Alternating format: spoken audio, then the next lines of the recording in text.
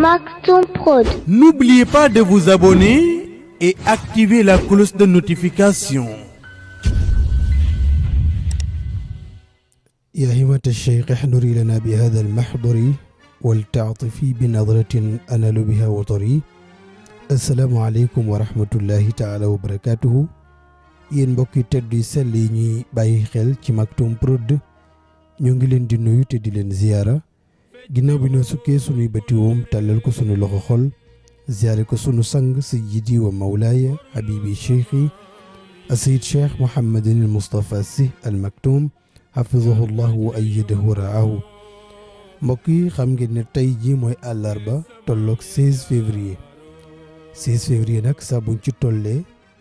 yéen ñi bàyyi xel rajo yi di ngeen di faral di dégg ci journaliste yi wala ñenn ñi di ko interpréter ak histoire bi ci amoon ak mustarshidin wala mustarshidaat. loolu moo tax saa yuñ ca yeggee dañu seeti kenn ci ñi nga xam ne dundoon nañu histoire ba te bokk ci daayira bi mu wax ñu naka la ko dundee ak histoire ba naka la demee. tey nag kii ñu seet si miin ngeen ko ci chaîne bi ci émission bu am solo bi mu fi amal di rajulun fi qarnin un homme dans un siècle. kii ngeen jàkkaarloog mooy oustaz Cheikh Ahmed Tidiane Sow nekk fii ci jàmm gën fa tabarakallahu moom la ñuy bàyyee kàddu gi mu wax ñu événement boobee naka la demee woon incha allah ndax moom mi dund na événement boobu di 16 février ñu bàyyi ko ak kàddu gi incha allah. asalaamaaleykum wa rahmatullahi taala wa barakaatuhu. mbokk yi seetaan chaîne Maktoum Prod ñu ngi leen di nuyu di leen ziyaara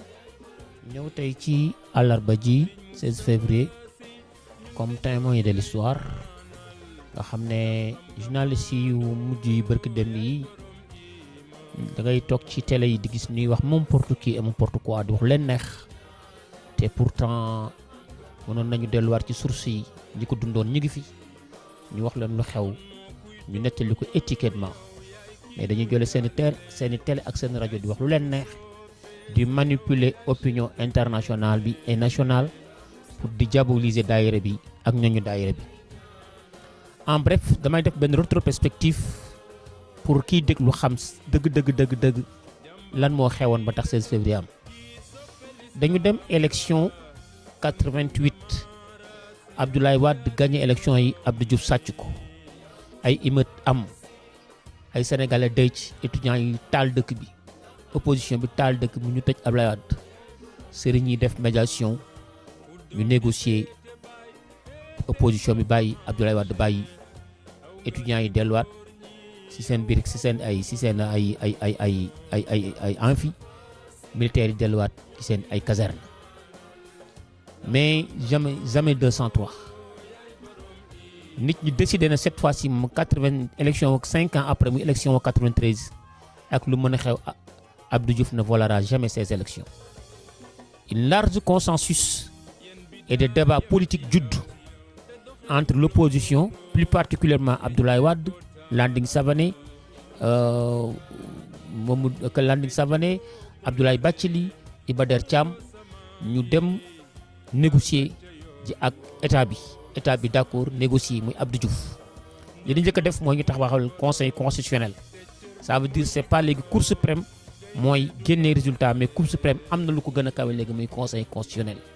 ñu fal ci ay juges mais toujours Abdou Diouf mooy fal juges yi état bi ou opposition bi amuñu ci dogal maanaam opposition bi ou kii bi parlement bi amu ci yoon mais état bi mooy fal juges yooyu. buñ ci jógee ñu ne léegi dañuy moderniser vote ci Sénégal parce que ba kenn dootu ko mën a sàcc ñu créer un fichier biñ ci jógee bi ñu defee créer un fichier defaat beneen réinscription nationale ci liste ci fichier national bi jeunesse bi yëpp daw uti carte d'identité état bi lii mu def nii toujours noonu la mos a doxalee. am na ñu nga xam ne de 93 à 95 ci seen ay jeunes seen carte d'identité doog a génn ñu bloqué carte d'identité jeunes yi parce que jàpp ne jeunes yi dañuy voté soppi maanaam dañuy voté changement biñ ci jógee ñu dem uti encre indélébile indi isoloir indi urne indi sénéra indi këlenum toti onel indi odel maanaam comité d'observatoire départemental des élections ak comité observatoire national des élections onel yi di observer ut ay membres yoo volontaires la ñu doon entre les enseignants et des autres personnes de ressources ñooñu ñooy superviser élection yi avec ministère de l'intérieur. Abdou Diouf dàq son ministre de l'intérieur en tant que civil fal un général qui s'appelle général Niang en tant que ministre pour mu superviser élection yi nii la élection yi ou général Cissé je ne sais pas ou général Niang général Cissé général Niang c'est 2000 général Cissé ou Madiang Khary Dieng kenn ci ñoom moo yore woon moo doon superviser élection yi en tant que ministre de l'intérieur bi ñu ñëwee ñu dem élection ñu voté Abdoulaye Wade gagné élection yi maanaam opposition bi gagné élection yi état bi ak PS décidé Abdou Diouf ak PS décidé pour confisquer élection yi bi ñu décidé pour confisquer élection yi ba temps Kéba Mbaye ci juge ku ko xam lu mu toll ci Sénégal papa Abdou Mbaye mii tey Abdou Mbaye mii nekk premier ministre te nekk tey opposition juge Kéba Mbaye moom moo dem ñu indi ko mu nommé ko président conseil constitutionnel mu war a àtte élection yi gars yi jëlee ay faux PV jox ko ne na ko génne joxe résultat yi te résultat yi du moo génne ci urne yi mu dem ci sëriñam moo ko nettali ci gémmiñam kenn soxla lu ko suukar 48 heures après les élections maanaam une semaine après les élections nee na mu dem seeti sëriñam El Hadj Abdou Aziz Sy wax ko ne ko gars yi ngi sàcc élection yi mu ne ko lu mën a xew daal mooy yow bul joxe yooyu résultat démissionnel moo ko nettali Kéba Mbaye démissionné ñu fal son adjoint André Ziavaz démissionné il a fallu 2 mois ci élection fii Sénégal pour ñu mën a joxe résultat yi kan moo joxe résultat yi bi André Ziavaz démissionné kële démissionné ñu tuddati Babacar Mbaye maître Kéba Mbaye ci la ñu dem indi ji Youssou Ndiaye un ancien arbitre boo xam ne moo doon arbitré Sénégal finalu coupe du Sénégal Casa Sport GIA sàcc jaxase kii bi arbitrage bi sàcc ko ci la Casa Say tojee woon stade Demba Diop ñu suspendre Casa Sport dàq Jules François Bocandé génnee ko Sénégal ba li ko fi tax a dellu siwaat mooy nekk gi mu nekk meilleur buteur français nekk international mais su ne kon Bocandé dootul am carrière dañu atte woon ci fédération Sénégal de football ne il est radié dans le sport Sénégal dans le football Sénégal moom tey Jules François Bocandé bi ngeen gis tey ñu koy rendre hommage bu tuddee ko stade ma wax leen ko ki defoon loolu mooy Youssou Ndiaye moom la ñu génne 2 mois après mu ñoo taxaw ànd devant les Sénégalais ñu génnee chars de combat yi génnee soldats yi hélicoptères yi commencé survoler Dakar ñu joxe résultats yi mais comme Sénégal dañu am culture démocratie c'est un pays démocrate ñu fi nekk ay intègre lañu il y ñu génn ci réew yi tas dëkk bi toj dëkk bi wala ñu dem jéem a def leneen ñu xeex ak police ñu xeex indi guerre civile Abdoulaye Wade woote ne nañu def combat démocratie bi ñu wootee ñëpp ñi nga xam ne ñoo engagé woon ci élection yooyu moo xam parti politique ou mouvement la ñu créé benn mouvement benn fédération benn cercle tuddee ko CDP tuddee ko CFD CFD coordination des forces démocratiques PDS ma nga ca woon AJ/PADS mu ngi ca woon LDMPT ma nga ca woon CDP garab gi bu Iba Der Thiam ma nga ca woon PLP bu Mbaye Niang ma nga ca woon d'autres partis opposition bi ñu ngi ci woon ak ñaari mouvement muy Daa'ifatul Moustarchidine wal Moustarchidaat ndax ci élection yooyu Moustarchidine PDS la soutenir Abdoulaye Wade la soutenir woon ak mouvement bu Serigne Abdou Fatah Mbacké moom tam mooy les Fatahis moom tamit ñu ngi woon ci coordination boobu ñu dem élection député yi ñu gañewaat l'état du Sénégal a tué ñu rey Babacar Seye il faut le dire ñu rey ko ndax ba léegi mënuñu jox benn résultat il a fallu Abdoulaye Wade di ñëw si des complot compromatique kenn xamul amnistie dossier Babacar Seye moo tax ma sañ ci wax ndax c'est un dossier amnistie ku ne sañ nga ci wax nekkatul ci loxo justice ñu xëy na amnistie lañ dossier bi bu kenn waxati ci deewu Babacar Seye te ba léegi élucidé wu ñu deewu Babacar Seye combat boobu moo continué ba xëy ñu arrêté Serigne Moustapha bi ñu arrêté Serigne Moustapha ay succession de provocation da ci am bi ci njëkk bi ñu ko arrêté le 4 novembre daayira bi génn nañu di manifester pacifiquement jour boobu moo tombé woon ak premier anniversaire u Kiné Lam bu mu waroon def Sorano Abdou Diouf ko présidé nu génn di manifester wu ci 4 novembre boobu gannaaw àjjuma la tombé loon l'état du Sénégal génne ay militaires am ñu ñuy dóor ay grenades offensives te fekk ne ay civils yu doon def manifestation pacifique lañu ñu jóge ci ñu amaat conférence nationale bu nga xam ne at mu ne pendant 10 ans dañu ko doon amal ci Njaxate Njaasaan benn village la bu nekk entre entre dëkku Ndiassane ak Tivaouane ñu ko tuddee ko Njaxate ñu war fa def conférence Djibo Ka moo nekkoon ministre de l'intérieur Djibo Ka interdire conférence bi ñu indi un contingent de la gendarmerie teg leen fa jox leen ordre que ne bu Serigne Moustapha ñëwee ak Moustarchidine nañ leen fital Serigne bi ñëw koroog yàlla moo def sutura commandant bi jiite woon contingent bi nekk nit ku intègre di saraxtu Serigne bi ba Serigne bi duggaat ci otoom dem ñu fomm conférence boobu la xew Njaxate mën naa am ci beneen jamono di lañ ñëw suivre ko après Njaxate opposition bi CFD boobu coordination des forces démocratiques organisé benn meeting pour dénoncer l'injustice et l'accaparation de l'État du Sénégal de ses résultats yu génnee ci élection moo xam yu député yi la yu législative la ou yu présidentielle meeting boobu moo toj c'est en mercredi 16 février te meeting bi li ko tax a toj mooy ay nit ñi dañuy ñëw ci meeting bi ba mu si ak état bi yàgg wax ne wóolootul nit ñi meeting bi ni muy bare ay nit ñi doon ñëw ñu bloqué leen ne leen dootuñu dem ci meeting bi nit ñooñu ñoo rebellé wu ci kaw policiers yi ak gendarme yi ñu xeex commencé sànnante sànnante lacrymogène après ci la ñu fekk Abdoulaye Wade juste mi ngi def discours am au niveau du centenaire am ku ñëw jël micro bi wax ne Abdoulaye Wade yaa ngi fii di wax mais am na ay jaamu yàlla yoo xam ne ñu ngi leen di néewal doole ci kanaw meeting ba foofu la tojee ful bi tas la ci xew ba ñu tuddee ko le mercredi sanglant ne ni dañ koy diaboliser pour jéem a externer Moustarchidine mais Djibo Ka ni Abdou Diouf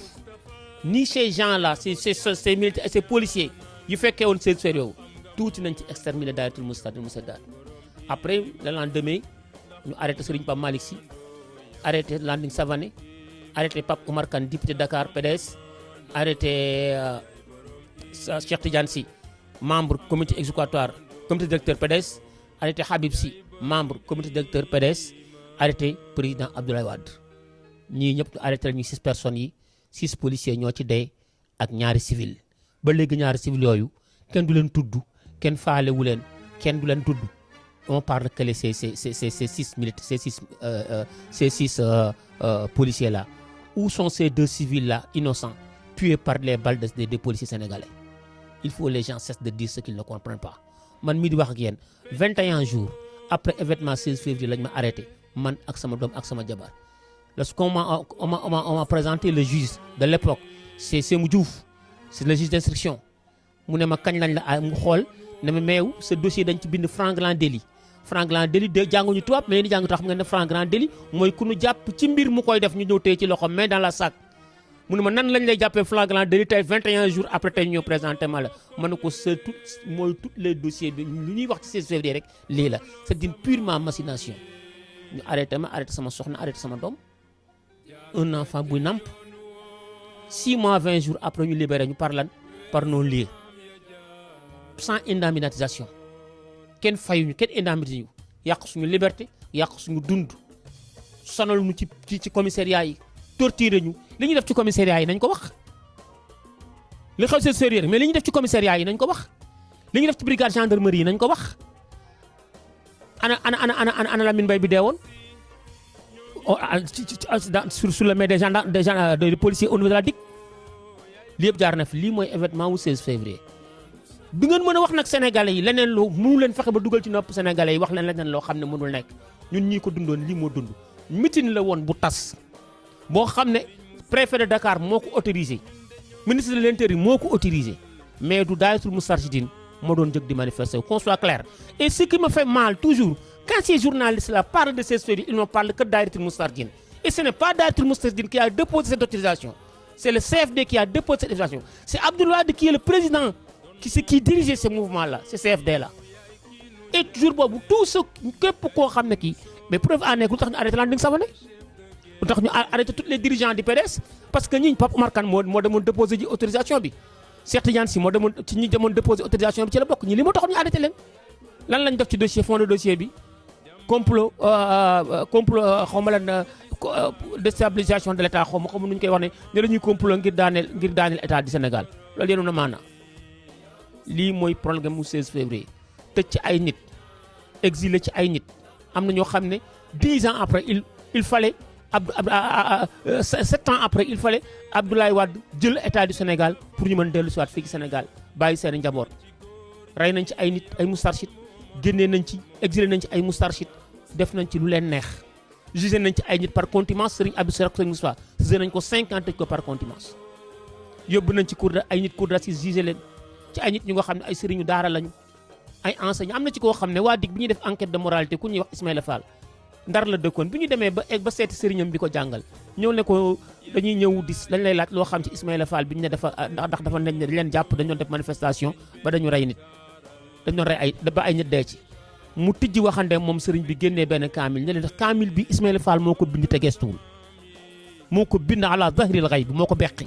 mu leen dama yaakaar ku alxuraan fees sa dënn ba nga bind kaamil tal nga leneen lu dul rey nit il faut que les gens cessent de dire n'importe qui et n'importe quoi moo tax li ma koy tëjee Mame Cheikh mooy la sëriñ Mame Cheikh Ahmed Tidiane Sy rahimahullah waxoon ne dans ce pays il est 10 fois plus facile d'être dispensateur d'injure que d'être journaliste de vocation. Wasalaamu aleykum wa rahmatullahi taala wa barakatuh.